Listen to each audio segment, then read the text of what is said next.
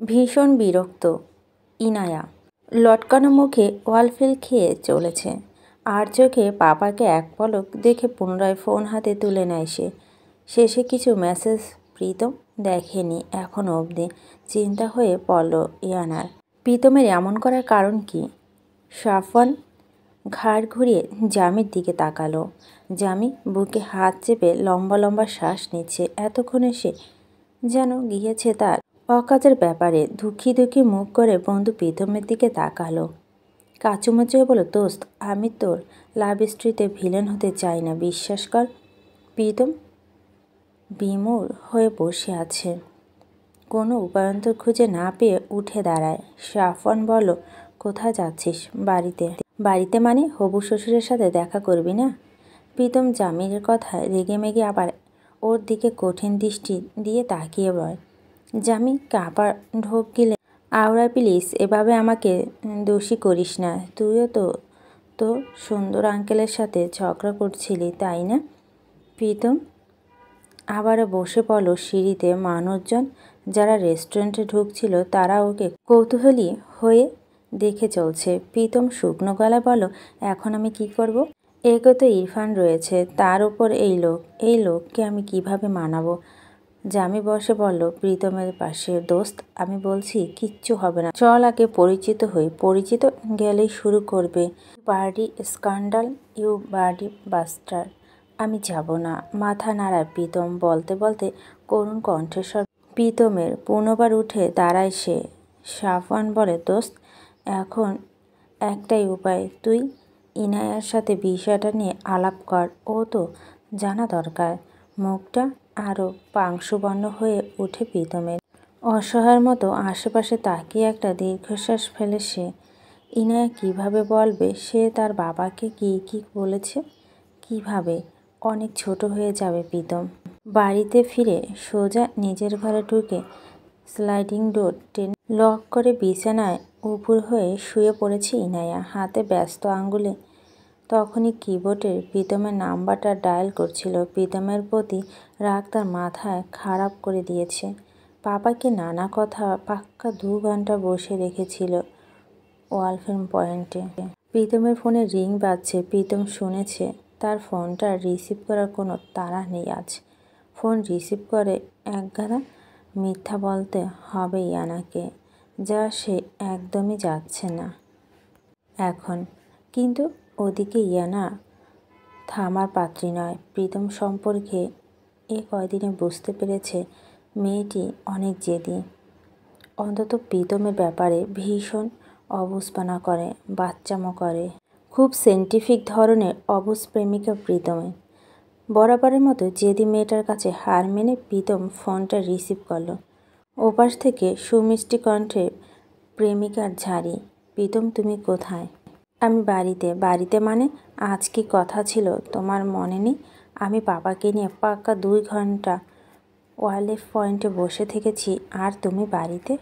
প্রীতম ফোঁস শব্দে নিঃশ্বাস ফেলল। মিথ্যে কথা বলবে সে। সরি ইনু, হঠাৎ মাথাটা ধরেছে, তাই আর বের হয়নি। ইনায়া নরম হলো। ব্যস্ত হয়ে পড়ল প্রীতমের মাথা ব্যথা নিয়ে। প্রীতম ওষুধ খেয়েছে কি না, কপালে বাম লাগিয়েছে কি না, আরও নানা ধরনের প্রেমিকার যত্ন, যাকে বলে চলিত ভাষায়। প্রীতম কিছুক্ষণ চুপ থেকে অস্ফুট বলল, ইনু, বলো। আচ্ছা, তোমার পাপা টিভি দেখে না? সোশ্যাল মিডিয়ার সাইটে অ্যাক্টিভ না ইনু? ইনা অবাক হলো এমন প্রশ্ন কেন প্রীতম এবার বলতে লাগলো, না মানে নেপালে টেররিস্টের ঘটনা টিভি দেখে থাকলে তা আমার ছবি তিনি দেখেছেন, তাই না?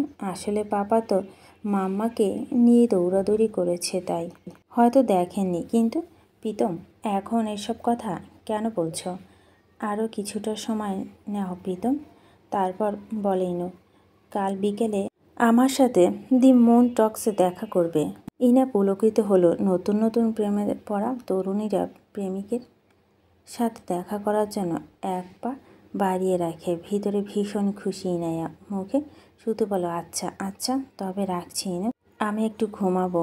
প্রীতমের মাথা ব্যথা দেখে ইনায়া আর জেদ করল না, নয়তো প্রীতম এত জলদি ফোন কেটে দিতে পারত না। প্রেমিকের ভীষণ অবুঝ আর জেদি তার।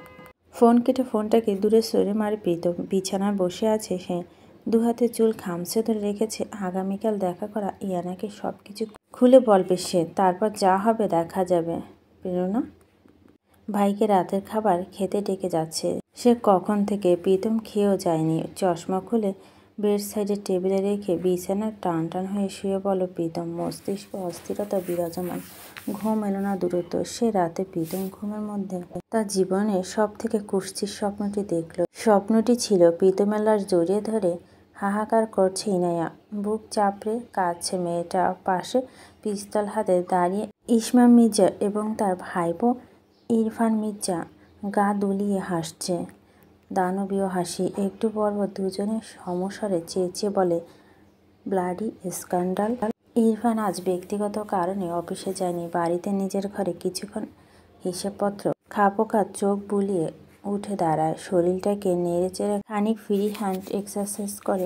দোতলা লিভিং রুমে গিয়ে একটা কুশন আলগে এলোমেলো হয়ে বসে পড়ল ডিভানে। বহুদিন ছন্নছাড়া হয়ে থাকেনি সে। কেমন জেন্টেলম্যান হয়ে থেকে তার বিরক্ত ধরে গেছে। বাড়িতে সে আজ থেকে গিয়েছে সম্পূর্ণ গোপন একটি কাজে। ইদানিং কিছু উড়ো খবর তার কানে এসেছে। সে ব্যাপারই তদন্ত করতে চাচ্ছে ইরফান। তবে তার তদন্ত প্রক্রিয়া ভিন্ন। কোনো জিজ্ঞাসাবাদ নয়, কোনো ধমকাধমকি নয়। শুধু তার ইগলের চোখ দিয়ে এক পলক দেখলেই বুঝতে পারবে অপর প্রান্তে মানুষটার পেটের খবর। তারপর সোজা এনকাউন্টার। বাঁকা হাসল ইরফান। এতপর মাথায় হুডি ক্যাপে তুলে দিয়ে হাঁক ছাড়ল, ইনু কফি লাগবে? ইনায়া প্রেমিককে দেখাবে বলে লাল টুকটুকে বউ সাজছিল। লাল রঙের সালোয়ার কামিজ পরে ওড়নাটা সুন্দর করে মাথায় তুলেছিল। নিজেকে বউ লাগছে কিনা এটা দেখবে।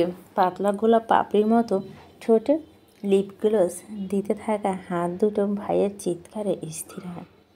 তড়িঘড়ি করে টিস্যু পেপার দিয়ে নিজের সব শ্বাস মুছে লম্বা কদম ছুটতে ছুটতে ঘরের বাইরে গিয়ে বলে, আনছিস দাদা? ইদানিং ইয়ানা ইরফানের সামনে পড়তে চায় না মোটো। বড় দাদানও সামনে পড়তে চায় না সে। তার ভাই দুটো প্রখর বুদ্ধিমান তা সে জানে, তাই কিছুটা এড়িয়ে চলে। চোখ দেখে পেটের কথা বলে দেয় এরা। অমন বোকা সরল মেজ মায়ের পেটে এমন দুটো ইগলের বাচ্চা কী করে জন্ম নিল সেটাই ভাবা ইয়ানাকে। কফির মগ মেজ দাদানের সামনে সেন্টার টেবিলের ওপর রেখে তাড়াহুড়া করে ঘুরে দাঁড়াতে ইরফান হাতে ম্যাগাজিন রেখে গম্ভীর গলায় বলল, শোন। দাঁড়িয়ে পড়ল ইনু। কোনো অজানা আতঙ্কে বুক কাঁপছে তার। ওই যে কথায় আছে না, চোরের মনে পুলিশ পুলিশ করা। হ্যাঁ দাদা, বস এখানে। ইনায়া কলের পুতুলের মতো বসলো মাথা নিচু করে, তার দৃষ্টি হাতের নখে। ইরফান কয়েক পলক বোনের হাতের দিকে তাকাতে খপ করে ইয়ানার বা হাতটা ধরল। ইয়ানা ঘাবড়েছে ভীষণ। তার ইরফান তীক্ষ্ণ দৃষ্টিতে ইয়ানার হাতের নেল প্রিন্টিং দেখছিল। ইয়ানা একটা ঢোক গিলল আতঙ্কে। প্রত্যেকটা নখে সে অত্যন্ত নিখুঁতভাবে ইংরেজি অক্ষরে পি পেন্ট করেছে, প্রীতমকে আজ দেখাবে বলে। এসব এখন মেজ দাদান দেখে নিলে তার কল্লা যাবে নির্ঘাত। নিঃশ্বাস বন্ধ করে বসে আছে ইনু। ইরফান কিছুই বলল না পি এ ব্যাপারে, শুধু বলল, এত বড় নখ রাখবি না, এগুলো জঘন্য লাগে। এই নখ জিনিসটা অপ্রয়োজনীয়। নখ রাখা একটা অসভ্য চর্চা, বুনো আর জঙ্গলি লাগে। আয় নীল কাটার নিয়ে আয়, কেটে দেই। কেটে নেব দাদান আমি। আর কিছু বলবে? আমতা আমতা করছি না। তুই আমেরিকায় পড়তে যেতে চাস না কেন? কত লাফাতি আগে সেখানে পড়তে যাওয়ার জন্য। সেকেন্ড সেমিস্টারের আগে তোর চান্স এলো, এখন গাইগুই করছিস কেন? ছোট বাবার সাথে। শান্ত গলায় স্বর ইরফানের। ইনায়া এলোমেলো দৃষ্টিতে চারপাশ তাকায়। সে এখান থেকে পালাতে চায় দ্রুত। ইরফান শান্ত চোখে বোনকে কিছু সময় দেখে বলে, যা ঘরে, রাতে এই নিয়ে কথা হবে। ইয়ানা হাঁপ ছেড়ে বাঁচল যেন। তৎক্ষণাৎ উঠে দাঁড়ায়। ঘুরে রুমের দিকে পা বাড়াতে ইরফান আবৃত্তির মতো বলে ওঠে। স্ফুটলিঙ্গ তার মাথায় পেল। ক্ষণকালের ছন্দ উড়ে গিয়ে ফুরিয়ে গেল, তাতে তার আনন্দ। ইনায়া ঘুরে দাদানের দিকে তাকিয়ে দেখল সে এক মনে একটা ম্যাগাজিন পড়ছে। দাদান আবৃত্তি করা কবিতার মানে বোঝার জন্য ব্রেনটাকে চাপ না দিয়ে ইনায়া ঘরে ঢুকে আবারও আয়নার সামনে বসে গুনগুন করে গান গাইতে গাইতে সাজতে থাকে প্রীতমের জন্য। ইরফান হাতে ম্যাগাজিন রেখে ফোন তুলে নেয়। একটা নাম্বার ডায়াল করে কানে ধরে ফোনটা রিসিভ হতে ওপাশের ব্যক্তিকে ইরফান বলে, হয়তো আর কিছুক্ষণের মধ্যে বেরোবো, তুই আমাকে আপডেট জানাস। সকাল 9টায় এসে রেস্তোরাঁ ঢুকেছে প্রেরণা।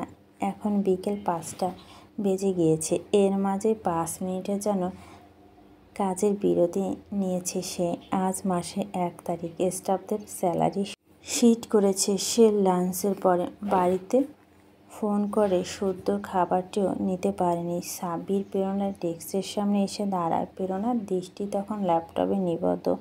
চোখ না তুলে বলে, আচ্ছা শোনো, আমার 4 বছর চুক্তির মেয়াদ শেষ হতে চলছে দালানের মালিকের সাথে। এবার যে আবার বসতে হয় আমার। তুমি সাহুল ভূঁইয়ার নাম্বারটা আমাকে টেক্সট করে দাও, আমি কথা বলবো তার সাথে দেখা করে। সাহুল ভূঁইয়া? ম্যাম, যতদূর জানি উনি ওনার ওয়াইফকে নিয়ে ব্যাংকক গিয়েছেন। তাহলে ওনাদের অফিসের দায়িত্ব কে? ওনার বাবাই তো আছে। আপনি সাগর ভূঁইয়ার সাথে সরাসরি কথা বলুন ম্যাম, উনি আপনার সাথে কথা বলতে চাচ্ছে। আমাকে ওনাদের অফিসের ম্যানেজার ফোন করেছিল। প্রেরণা ভুরু কুঁচকে ফেলে আমার সাথে বেশি ভাবল না। প্রেরণা বুঝতে পারল কারণটা। দালানের ব্যাপারে কথা বলতে হয়তো। দুপুরে খেলো না প্রেরণা। বাড়িতে ফোন করে শুদ্ধর সাথে মিনিট 2 কথা বলে বেরিয়ে পড়ল সে। এই দালানটি নিয়ে তার দুশ্চিন্তার শেষ নেই। শহরের কেন্দ্রবিন্দু, উপযুক্ত একটা স্থান, ব্যবসা প্রতিষ্ঠান রমরমা। 3-4 পার্টি ইতিমধ্যে সাহুল ভূঁইয়ার কাছে দালানটিকে বেশি অ্যাডভান্স দিয়ে ভাড়া নেওয়ার প্রস্তাব রেখেছে। উড়ো খবর প্রেরণার কানে এসেছে। মালিকের ইচ্ছে হলে তাদের দালানটা দিয়ে দিলে প্রেরণা মাঝ নদীতে পড়বে। রেস্তোরাঁ এখান থেকে সরিয়ে নেওয়া অসম্ভব। ব্যবসা লাটে উঠে যাবে। তবে ভূঁইয়া ট্রেডার্সের মেইন অফিসে এর আগে কখনো প্রেরণা আসেনি। এর আগে সাহুল ভূঁইয়ার সাথে সে কবার দেখা হয়েছে। তাদের ঝিলবাড়ি শাখা অফিসে দেখা হয়েছে। প্রেরণাকে বেশিক্ষণ অপেক্ষা করতে হলো না। অফিসের সহকারী এসে প্রেরণাকে ভিতরে যেতে বলল। প্রেরণার শাড়ির আঁচল ডান কাঁধে জড়িয়ে পার্স হাতে নিয়ে উঠে দাঁড়ায়। ভিতরে সাগর ভূঁইয়া বসে আছে। প্রেরণা ঢুকে বিনিময় সহিত সালাম দিলে তিনি ফিসেল হেসে সালামের জবাব দেয় এবং প্রেরণাকে বসতে বলে। প্রেরণা বসতেই একজন মেয়ে 2 কাপ কফি নিয়ে যায় ক্যাবিনে। প্রেরণা এতে কফি ধারল না। তার বড্ড তাড়া। অকপটে বলতে লাগলো, আমাকে ডেকেছিলেন দালানের চুক্তির ব্যাপারে আমিও কথা বলতে চাই। সাগর ভূঁইয়া মৃদু হাসল। প্রেরণা বলতে লাগলো, আমি সামনের মাসে 1 তারিখ আগে উকিল থেকে কাগজ এনে বসবো আপনাদের সাথে। আরও 4 বছরের চুক্তিতে যেতে চাচ্ছি। ভাড়া আপনাদের বাড়ি দেব নেক্সট মান্থ থেকে। আশা করছি আর কোনো বিষয় আপনার দোনামোনা নেই। অন্য পার্টি দেওয়ার কোনো প্রয়োজন নেই।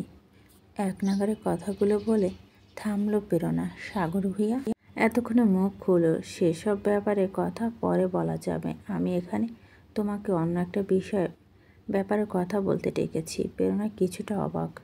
সাগর ভূঁইয়া হাতের ইশারায় প্রেরণাকে কফি নিতে বলল। সে নেয় না, তাকিয়ে থাকে শুধু। সাগর ভূঁইয়া কোনোরকম সংকোচ ছাড়াই প্রেরণাকে বলে, আমি তোমাকে বিয়ে করতে চাই প্রেরণা।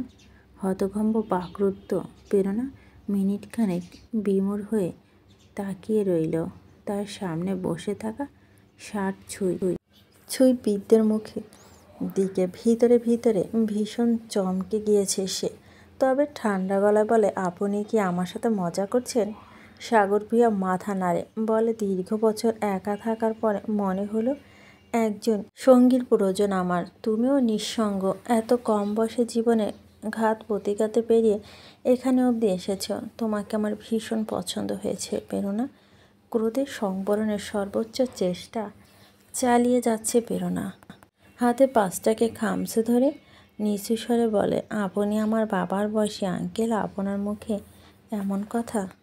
রানী বানিয়ে রাখবো তোমায়। পাল্টা জবাব দিয়ে থামলো কয়েক মুহূর্ত পরপর বলে উঠল, এত খাটনি এত সংগ্রামের কোনো দরকার পড়বে না।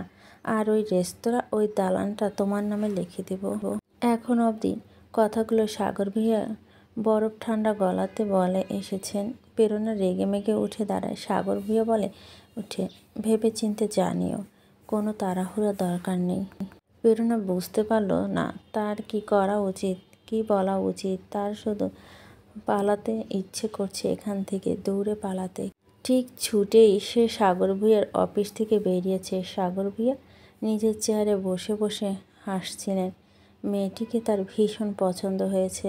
বিধবা অসহায় একটা মেয়ে, একটা দুধের শিশু নিয়ে সংগ্রাম করে। নিক নিয়েতে পাশে থাকতে চেয়ে সে দুজন দুজনের নিঃসঙ্গতা চমৎকারভাবে দূর করতে পারবে তা একটি মনে হচ্ছে। আর তাছাড়া বিধবা বিয়ে করা অতি সোহাবের কাজ।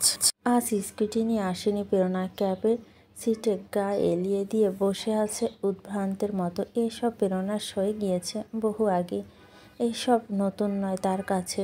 শওকতের মৃত্যুর পর থেকে এই ভদ্র সমাজ, ভদ্রলোকদের থেকে পরকীয়া প্রস্তাব থেকে শুরু করে বিবাহের প্রস্তাব পেতে পেতে ক্লান্ত প্রেরণা।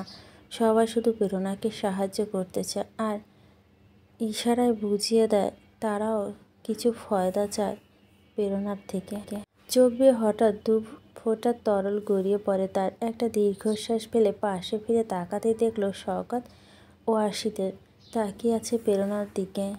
মুখে হাসি হাসি। প্রেরণার রাগ উঠে গেল হঠাৎ স্বার্থপর মানুষটার উপরে। চোখ মুছে মুখ ফিরিয়ে নিল সে। লাল সাদা নীল ফুলগুলো নাচিয়ে যাচ্ছে শেষ বিকেলে উতাল বাতাস। পার্কে বেঞ্চিতে উদ্ভ্রান্তের মতো বসে আছে এক অতি সুদর্শন তরুণ। তাকিয়ে আছে ফুলের গাছগুলোর দিকে, চোখ মোটা কালো ফ্রেমের চশমা। প্রেয়সীর অপেক্ষায় সে। তাকে বেশিক্ষণ অপেক্ষা না করিয়ে ইয়ানা এলো। সুন্দর একটি সালোয়ার কামিজ পরনে, চুলগুলো খুলে রেখেছে, সেজেছে অল্প স্বল্প। মন টপসকে গেট পেরিয়ে চঞ্চল পায়ে এগিয়ে আসছে প্রীতমের স্থির করা স্থানে। বেঞ্চিতে ওদিকে ফিরে বসে আছে তার মানুষটা। পা টিপে টিপে এগিয়ে যাচ্ছে সে। শুকনো পাতার মরমরে শব্দ। প্রীতমের চকিতে ফিরে তাকাতেই দেখে ইয়ানাকে। ইয়ানা হেসে ফেলে, গিয়ে বসলো প্রীতমের পাশে। রোজকারের মতো প্রীতমের চোখ থেকে চশমাটা খুলে নিয়ে নিজের চোখে লাগিয়ে বলে, এবার বলো কেন এত জরুরি তলব? শার্টের হাতা গুটিয়ে নিতে নিতে সিঁড়ি থেকে এক প্রকার লাফিয়ে লাফিয়ে নামছে ইরফান। ওর চেহারার দিকে অবাক হয়ে তাকিয়ে আছে বাড়ির গিন্নিরা।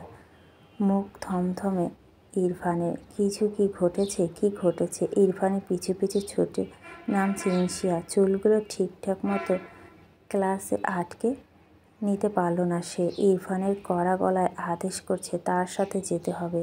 ভীষণ ক্রোধান্বিত ইরফান। এতটা শীতল ভয়ঙ্কর ভাব ওর মাঝে কখনো দেখেনি ইনশিয়াও। বিনা বাইকে বয়ে ইরফানের সাথে যাচ্ছে। বাড়ির মহিলাদের সব প্রশ্ন উপেক্ষা করে ইরফান বেরিয়ে যাচ্ছে। বাইকের পিছনে ইনশিয়া বসেছে। ইরফানের ফোনটা অনবরত বেজে চলছে, সে রিসিভ করছে না। বাইকের স্পিড অত্যাধিক। ইনশিয়া চেয়েছে স্পিড কমাতে বলে বারবার, ইরফান কমায় না। কি হয়েছে সেটাও বলে না ইরফান। কিছু দূর গিয়ে বাইকটা হঠাৎ থামিয়ে বাজতে থাকা ফোনটা রিসিভ করে কানে ধরে কাউকে বলে, দ্য মুন টসকে আয়। প্রীতম আমতা আমতা করছিল, অনেকটা সংকোচে পাশে সরিয়ে। সেদিন রাতের দ্য আওয়ার্সের ঘটনা ইয়ানাকে বলার পর থেকে ইয়ানার শুকনো মুখে কাচুমাচু বসে আছে, কোনো কথা বলছে না। প্রীতম একটা দীর্ঘশ্বাস ফেলে বলে, কাম ইন ইনু, কিছু একটা বলো। ইনায়া তাকালো ওর দিকে। কি বলবে সে? ইনায়া বাবাকে তো চেনে। কতটা সহজ হবে না সব সামলে নেওয়া। হাত পা ঠান্ডা হয়ে যাচ্ছে তার চিন্তা করে। প্রীতম আর কোনো কথা বাড়ায় না। দুজনে চুপচাপ বসে থাকে মিনিট পাঁচেক। ঠিক তখনই দ্য মুন টক্সের প্রধান ফটক দিয়ে ঢোকে তিনটা বাইক। প্রথমে বাইকটাকে ছিল ইরফান ইনশিয়া, বাকি দুটোকে ইরফানের দুই বন্ধু। প্রীতমের প্রেমের কাহিনী প্রথম ট্র্যাজেডিতে থেকে তাদের কয়েকশো মিনিট দূরে এসে বাইক থামিয়েছে। এরা দুজন তখনও টের পায়নি। যখন টের পেয়েছে তখন বড্ড দেরি হয়ে গিয়েছে। তড়াক করে লাফিয়ে উঠল ইয়ানা। প্রীতম উঠে দাঁড়ায় আস্তে ধীরে, তার দৃষ্টি ইরফানের চোখের দিকে। মুহূর্তে বুঝে নিল তার সাথে কি হতে চলেছে এখন। নড়ল না এক চুল প্রীতম। আগুন ইচ্ছাকৃত ছাপ দিল পানির কাছে, ছুতে নেই পালিয়ে। ইরফান দ্রুততার সাথে হেঁটে এসে দাঁড়ালো প্রীতমের মুখোমুখি। ইনশিয়া অবাক চোখে ইনুকে দেখছিল। ঘটনা কি বুঝতে অসুবিধা হয়নি তার। ঝড়ের আগে শান্ত নিস্তব্ধ পরিবেশ। ইনু বোকার মতো সাহস দেখিয়ে তার মেজো দাদানকে বলো, দাদান। ও বোনের দিকে শান্ত দৃষ্টিতে তাকায় ইরফান। ইনায়া তাকে দমে যায়, গাল থেকে কিছুটা বের হয় না। ইরফান আজ প্রথমবারের মতো ইনুর গায়ে হাত তুলল। ঠিক হাত তোলা নয়, হ্যাঁচকা টানে ইয়ানাকে প্রীতমের পাশ থেকে সরিয়ে নিয়ে এক প্রকার ধাক্কা মেরে ফেলে ইনশিয়ার গায়ে। কাঁপছে ইনু। ইনশিয়া বোনকে আলগে নিয়ে দাঁড়িয়ে আছে। ইরফান ঘুরে প্রীতমের দিকে তাকায়। প্রীতম একটা দম ফেলে মুখ খোলে এবার। তার বলা প্রথম কথাটি ছিল, ট্রাস্ট মি, আমি তোর বোনকে ভালো রাখবো ইরফান। কথাটা শুনতে ইরফান হাসলো বাঁকা করে। পরপর ক্রোধে ফেটে পরে সবেগে একটা ঘুষি মেরে দিল প্রীতমের নাক বরাবর। ছিটকে পড়ে ভেঙে যায় প্রীতমের চশমা। চমকে উঠে সবাই। আতঙ্কে মিলিয়ে যায় ইয়ানা। ভীষণ কান্না পাচ্ছে তা। শুধু বলতে চাইল, দাদান ওকে মেরো না। পারল না বলতে। মুখ থেকে শব্দ বের করার আগে ইরফান সপাটে ওর কানের নিচে একটা চড় মারে। ইয়ানা গিয়ে হুমড়ি খেয়ে পড়ল পাথরের বেঞ্চিতে। এত ভারী শরীরটা এভাবে পড়ে যাওয়া ব্যথা পেল খুব। ইয়ানা দেখতে পেল তার সামনে সবকিছু অন্ধকার হয়ে যাচ্ছে। মাথা ঝিমঝিম করছে, কান জ্বলছে। ইনশিয়া অবাক হয়ে ছুটে গেল বোনকে উঠিয়ে। ভয়াত্মক চোখে ইরফানের দিকে তাকায়। ভয়ঙ্কর রূপ ধারণ করেছে ইরফান আজ। ইনশিয়ার মনে হচ্ছে চটটা তার গালে পড়েছে। প্রীতম দুপা এগিয়ে গিয়ে ইয়ানার নরম গলায় শুধায়, ঠিক আছে ইনু? দ্বিতীয় দফায় প্রীতমকে ঘুষি মারে ইরফান। এবারে ঘুষিতে নাক বেয়ে রক্ত ঝরছে প্রীতমের। নিজেকে সামলে নেওয়ার আগে আরেকটা ঘুষি পড়ল, তারপর আরেকটা, তারপর আরেকটা। প্রীতম শান্ত হয়ে আছে। তার কেন জানি ইরফানকে পাল্টা আঘাত করতে ইচ্ছে করছে না। এই প্রথমবার প্রীতম ইরফানের মারা হজম করে নিল। ইরফান ইনুর ভাই, তাই শুধু বলতে চাইল, চল আমরা ঠান্ডা মাথায় বসে কথা বলি। প্রীতমের কলার চেপে ধরল ইরফান। খেকিয়ে উঠল মুহূর্তে। আমার বোনকে ডেট করতে তোর সাহস কিভাবে হয়? স্কাউন্ডাল। ইনায়া কাঁদছিল, তার শরীরটা কাঁপছে। প্রীতম আবারও বলল, তোর বোন আমার কাছে ভালো থাকবে। ইরফান প্রীতমের কলার ছেড়ে দেয়। পকেট থেকে ফোন বের করে প্রথমে ইসমামকে ফোন লাগায়। বলে, এক্ষুনি দ্য মুন টসকে এসে ছোট বাবা, এক্ষুনি। ফোন কেটে ইরফান দ্রুত কল দেয় ইহানকে। ফোনটা রিসিভ করে ইরফান দাঁতে দাঁত চেপে ভাইকে বলে, দ্য মুন টসকে এসো দাদান। তোমার চোখে আদর্শ ছেলে প্রীতমকে এসে আমার থেকে বাঁচাও পারলে। ঘরে ঢুকে প্রেরণা দরজা বন্ধ করে বিছানার উপর পড়ে রইল চুপচাপ। শুদ্ধ দেখছে তার মাম্মা এসেছে। সে তখন গেমস খেলছিল কম্পিউটারে। গুটি গুটি পায়ে তার প্লে রুম থেকে বেরিয়ে এসে প্রেরণা দরজার বাইরে দাঁড়িয়ে ডাকে, মাম্মাম দরজা খোলো মাম্মাম। প্রেরণা কোনো জবাব দেয় না, শুদ্ধ অনবরত ডেকে চলেছে মাম্মাম। খানিক বাদে প্রেরণা উঠে বসে দু চোখ মুছে নিল। দ্রুত উঠে দাঁড়িয়ে একটা মাথা ব্যথা ওষুধ খেয়ে নিয়ে দরজা খুলে ছেলেকে কুলে তুলে নিল। শুদ্ধ মায়ের দিকে অবাক হয়ে তাকিয়ে আছে। সে বুঝতে পারছে না তার মায়ের কি হয়েছে। শুধু বুঝতে পেরেছে আম্মা হয়তো মন খারাপ, কিন্তু সে তো কোনো দুষ্টুমি করেনি, হোমওয়ার্কও করে নিয়েছে চুপচাপ। তবে আমার মন খারাপ কেন? প্রেরণা ছেলে দুগালে চুমু খেয়ে ছেলের মুখের দিকে চেয়ে রয়। দিনকে দিন ছেলেটা চেহারা পাচ্ছে একেবারে বাপের মতো। মুখে হাসি ফোটানোর ব্যর্থ চেষ্টা হলো প্রেরণার। নরম গলায় বলল, মাম্মা একটু গোসল করে নিক, তারপর মামা আইসক্রিম বানাবে শুদ্ধর জন্য। শুদ্ধকে বাইরে পাঠিয়ে প্রেরণা গোসলের জন্য শাড়ি তাওলা বারডোর গুছিয়ে নিতেই তার ফোনে রিংটোন বেজে উঠল। ফোনটা রিসিভ করেই ওপাশ থেকে জামি কণ্ঠস্বর শুনতে পায়। বিকেলে প্রেস ক্লাবের সামনে সমাবেশ মাঝখানে ইহান ইরফানের ফোন কল পেয়েছে। সে সমাবেশ ফেলে চলে আসতে পারেনি তৎক্ষণাৎ। এর মাঝে দ্য মুন স্টপসকে এসে পৌঁছেছে ইসমান মির্জা। সে তার প্রফেসর বন্ধু বাড়িতে বৈকালিক চায়ের দাওয়াত গ্রহণ করতে গিয়েছিল। মুন স্টপসকের প্রধান ফটকের সামনে ইসমাম মির্জা গাড়ি এসে থামে। ইরফানের ফোন পাওয়া 15 মিনিটের মাথায় সে এসে উপস্থিত। দ্রুত পায়ে বিশালাকার এরিয়া প্রবেশ করতে মুন টসের সর্বদক্ষিণের বাগানের কাছে চটলা দেখে সে এগিয়ে যায়। যত কাছে এগুচ্ছিল ওদের, তত ইসমামের কদম ধীর হচ্ছিল। ভুরু যুগল কুঁচকে উঠছে তার।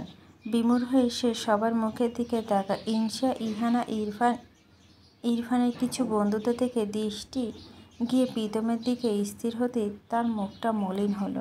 জামি আর সারফান ততক্ষণে এসেছে। প্রীতমের পাশে ঠায় দাঁড়িয়ে তারা। ইসমামি সেই উচ্ছন্ন যাওয়া ছেলে তিনটিকে দেখতে পেয়ে চল শক্ত করে ফেলো, বাকি সব দুশ্চিন্তা ভুলে ক্ষুব্ধ কণ্ঠে বলো উঠে, তোমরা এখানে? ইরফান প্রীতমের দিকে আঙ্গুল উঁচিয়ে বলে, ও একটা লাফাঙ্গা ছোট বাবা, তোমার জামাই হতে চায়। ইনুর ব্রেন ওয়াশ করেছে। ইনু চোখে পানি মুছে সামনে এগিয়ে আসে তৎক্ষণাৎ। বুক ভরে নিঃশ্বাস নিয়ে সব লাশ ভয় ভুলে বলে, কেউ আমার ব্রেন ওয়াশ করেনি দাদা, কেউ না, ওটা আমি ছিলাম, আমি ওর পিছে পড়েছিলাম। বিস্ময় বাঘারা ইসমাম মির্জা ফ্যালফাল করে মেয়ের মুখের দিকে চেয়ে রয় কিছু পর। এতপর ঘুরে প্রীতমের মুখের দিকে তাকাতে প্রীতম শান্ত ভঙ্গিতে নমস্কার বলে, আঙ্কেল সেদিন যা হয়েছিল সেসবে মিস আন্ডারস্ট্যান্ডিং, ট্রাস্ট মি, আমি অমন ছেলে নই, আই ক্যান এক্সপ্লেন। জামি আর সারফান দুজনে অনুরোধের সুরে বলে, আঙ্কেল একটা ভুল বোঝাবুঝি হয়েছে, প্লিজ আগে ঠান্ডা মাথায় শুনুন আমাদের কথা। কে শোনে কার কথা? ইসমামের আগে গা কাঁপছে, চটটা বসতে যাচ্ছিল প্রীতমের গালে। তক্ষুনি ইয়ানা ছুটে এসে পাপাকে ফিরিয়ে দিয়ে কেঁদে বলে, ও বাবা, ও প্রীতম, ও যে জামি নেপালে সোনানি আমাকে বাঁচিয়েছে, তুমি এমন করো না পাপা। ইনশা পাংশুবর্ণে মুখটি নিয়ে দেখছিল সব কিছু। কান্না তার ভালো লাগছে না মোটো। অস্ফুট ইসমামকে খুব সাহস করে বলো, ছোট বাবা, উনি তো প্রীতম।